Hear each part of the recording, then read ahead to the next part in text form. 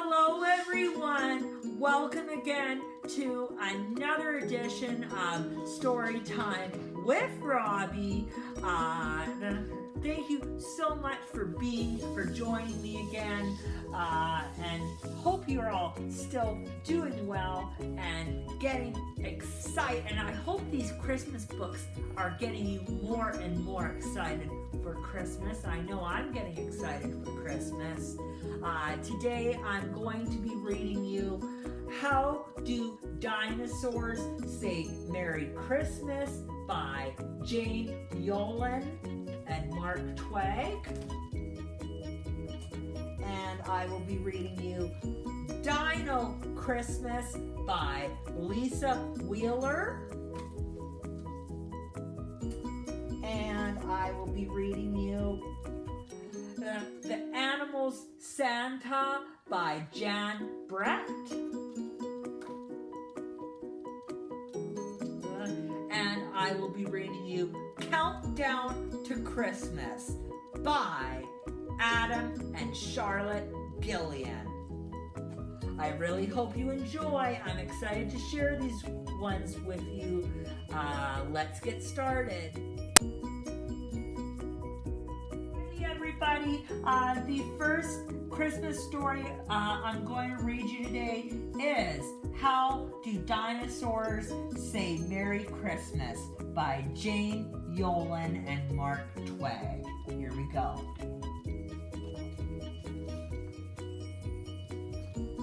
On Christmas Eve, does a dinosaur sleep?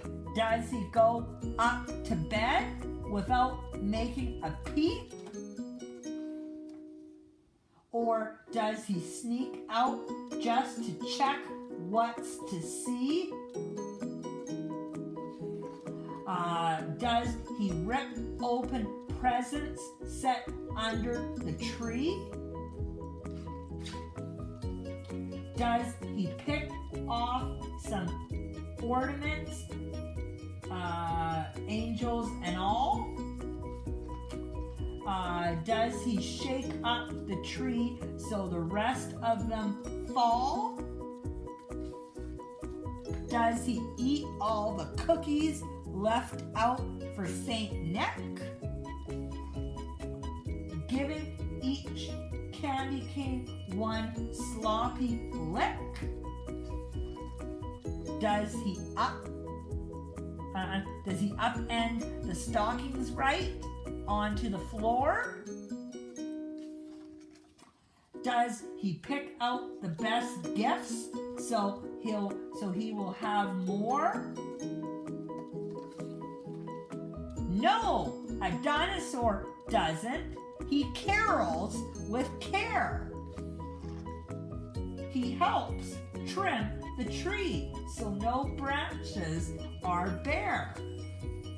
He eats all of his dinner, then clears away dishes and gives his grandparents big Christmas Eve wishes. When Santa arrives, he's tucked in, hear him snore. Merry Christmas, you good dinosaur. The end. Alrighty, everybody. The second story I'm going to read you today is Dino Christmas by Lisa Wheeler. Here we go. Dino streets are all aglow as autumn winds turn into snow. Everyone is full of cheer. Dino Christmas time is here. Flat flakes stitch a quilt of white perfect for a snowball fight. Raptor races, Stego chases. See the smiles on happy faces. Patchy pummels, Compie flings. T-Rex tries snow angel wings. on ice like glass. The dinos skate. Mimi does a figure eight. The Patero twins hold hockey sticks. Look out! They pull the same old tricks. Hey, you two, that isn't nice. The twins are outstead from the ice. Triceratops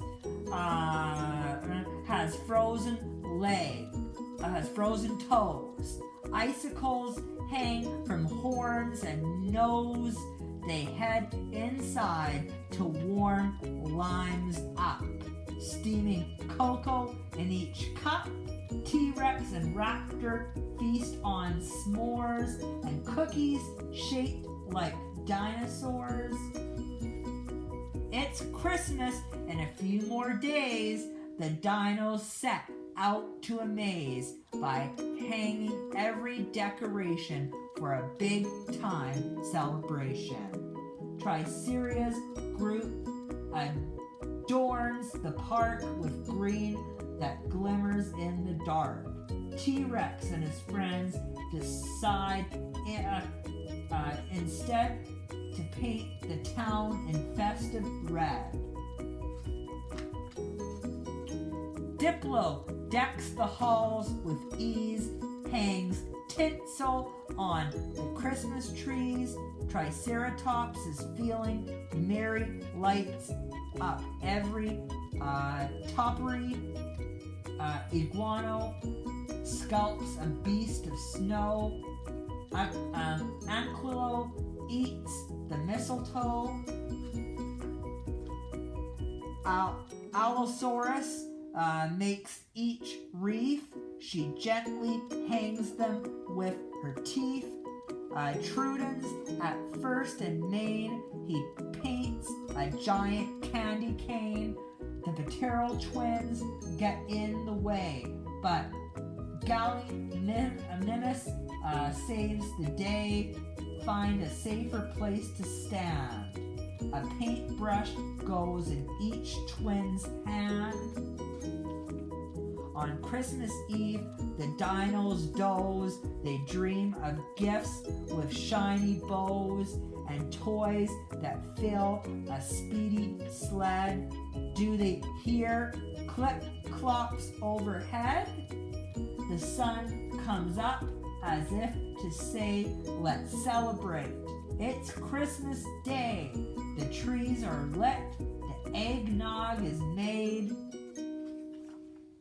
Time for the Dino Christmas Parade. Bass drums beat, a trumpet blares, dinos march in perfect pairs, twirlers of all shapes and size toss batons into the skies. Apatosaurus dressed himself, he looks just like a giant elf. The candy float is really sweet. Ankylos in the driver's seat. The Patero twins hide in the back, hurling snowballs. Bullseye whack! They hit T-Rex between the eyes. A chase begins. Now who's surprised? The last float turns into the square. Who's the guy with snow white hair? Dinos cheer. Applause, applause. The main attraction. Santa Claus. The Patero twins are both a mess. Did Santa see their naughtiness? Will they get coal instead of toys? Ho, ho, ho! Come down here, boys. Santa reaches out in his sack, pulls out a snowball. Bullseye! Whack! The Pateros smile from ear to ear as Santa's hands out sporting gear. Triceria gets a racing jacket. T-Rex loves his tennis racket. Mimi's helmet fits her head. Aloe hugs her brand new sled. They can't resist new gem supplies and balls of every shape and size. Afterward, the dinos sing. The night is filled with caroling. The soulless is Stegosaurus. Others from a joyful chorus. Christmas Day is nearly done. Time to plan more holiday fun. Soon these guys will reconvene, all dressed for Dino Halloween. Alrighty, everybody. The third Christmas story I'm going to read you today is The Animals Santa by Jan Brecht. Here we go.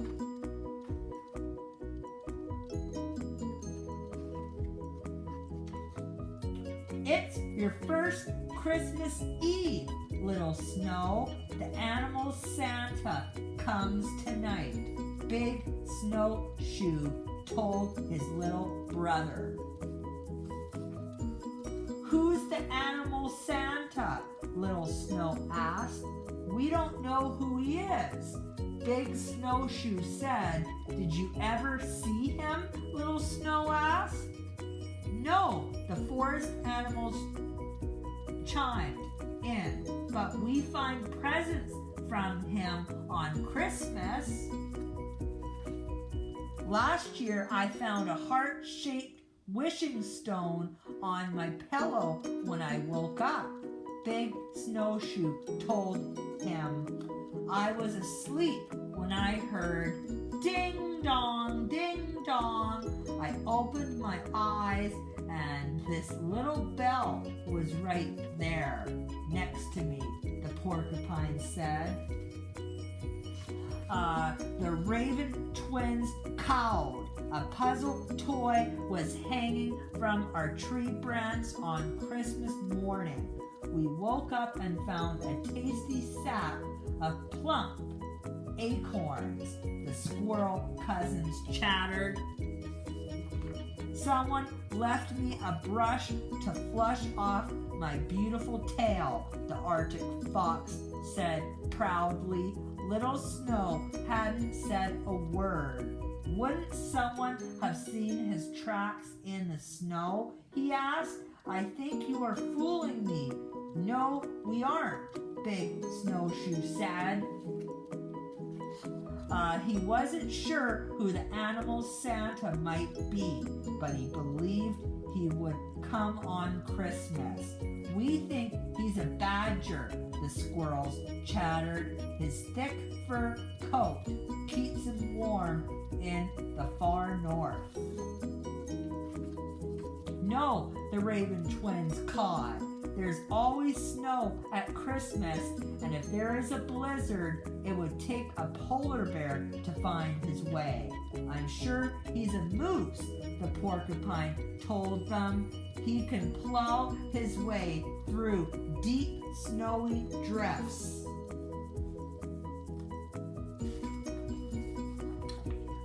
He could be a wolf, the Arctic fox said, smiling.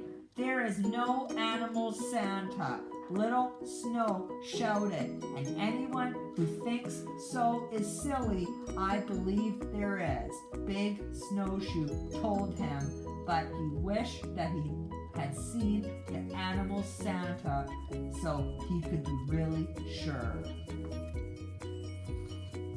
No, no, no! Little Snow thumped his thumper foot so hard it shattered the ice on the stream. Broken bits slid across in a star burst, making jingly jangly noises.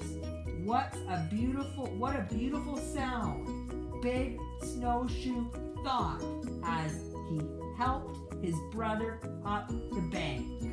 It's starting to feel like Christmas. Let's go home and get warm. The rabbit family snuggled down for the night. Maybe tonight we will see the animals' Santa. Big Snowshoe whispered, "Snore." Little Snow mumbled at him and fell asleep. Big Snowshoe was wide awake. Suddenly he had an idea. He crept out of bed and went down to the stream. Big Snowshoe picked up lacy pieces of broken ice and carried them home to make ice chimes. He pulled up strands of hedge grass. He tied them to the delicate pieces of ice and hung them from branches. There was no wind, so the icy pieces stayed still. It was midnight when a silvery note rang through the forest, then another and another. It was Big Snowshoe's ice chimes. The rabbit family and the other animals woke up and jumped out of bed. Is it the animals' Santa? They wondered. The animals did not see anyone or any tracks in the snow. Then, as if falling from the moon, a bundle of sweet clover landed at their feet. The animals looked up as one gift after another fell from the sky. Were they from the animals' Santa? A white shape flew silently above them. Little Snow shrugged. "It's only a bird," he said. As if he had heard, the snowy owl turned back and called out, "Merry Christmas, little friends." Everyone, look! Little Snow pointed at the sky. "It's the animals' Santa!" Little Snow waved at the snowy owl and whispered into the night, "Animal Santa, now I know that you are truly, truly true." The end. Alrighty, everybody. The fourth story I'm going to read today is Countdown to Christmas by Adam and Charlotte Gillian. Now, here we go. "We're counting down to Christmas," cheered a jolly bear. He called a meeting in the woods and everyone was there. "Come gather round," called Bear. "Be quick." His voice beamed deep and loud. Mouse grabbed her scarf and mittens, and she ran to join the crowd. "I've made a Christmas game," said Bear. "It ends with a surprise. I'll call a name out of every day.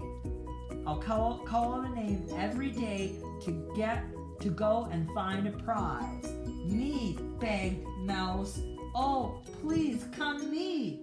"No, me," cried everyone, but Bear smiled at young Hedgehog and he said, "You're number one." When Hedgehog found her special prize, she rolled head over heels. "Oh, look, a toy!" she shrieked with joy. "A lovely cow on wheels." But the next day, Toad got number 2 and found a pair of ears. Mouse laughed. "You're like a donkey now." Toad huffed and muttered, "Cheers!" Raccoon had number 3 and cried, "I've got a candy cane." When Frog and Chipmunk found the same, they cheered, "Yay, sweets again!" but Badger grumbled. "Huh, what's this?" Confusion in his eyes. Mouse smiled and squeaked. "A tea towel. Oh, that's quite a useful prize." Then Squirrel found a pair of wings, and Weasel got the same. "Now I've got wings as well," sneered Rat. "Bah! What's a silly game?" Some creatures started moaning. Then, "These prizes aren't that great, but Bear has a surprise for us," squeaked Mouse. "We need to wait." The next day there were paper chains, then bubbles, and some lights. Mouse jumped with joy. They'll brighten up these long, dark winter nights. Then the 13th day arrived, and Beaver got some straw. "That's not a prize," she sniffed. And then Mouse called, "There be a reason. Please, we must believe in Bear." But Beaver simply stomped away and mumbled, "It's not fair." Then in the morning, Mouse woke up and coughed and sneezed. "Achoo!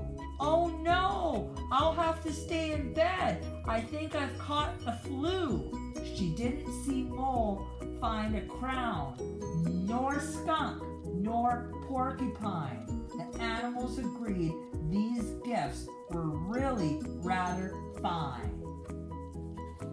For 2 more days, Mouse felt quite ill. She huddled in her shawl. "But what if Bear forgets my turn? He might.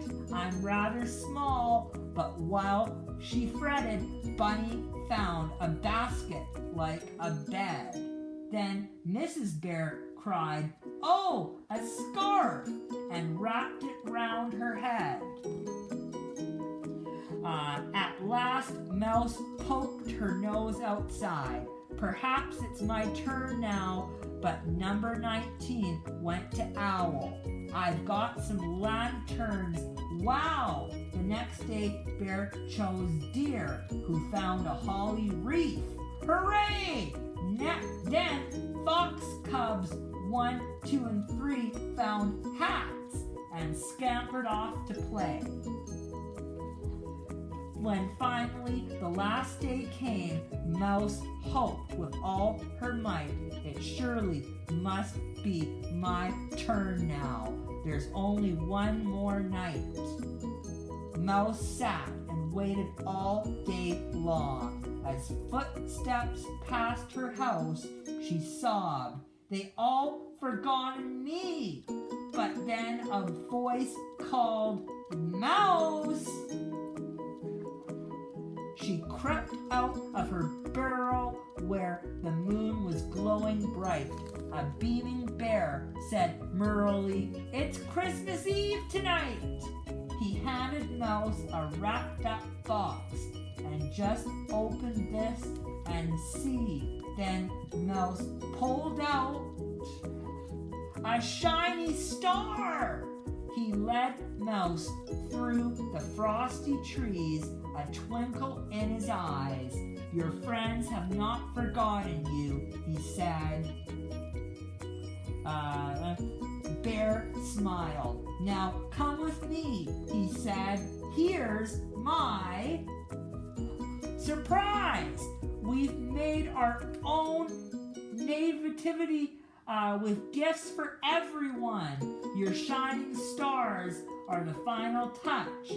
It's time for Christmas fun." The end.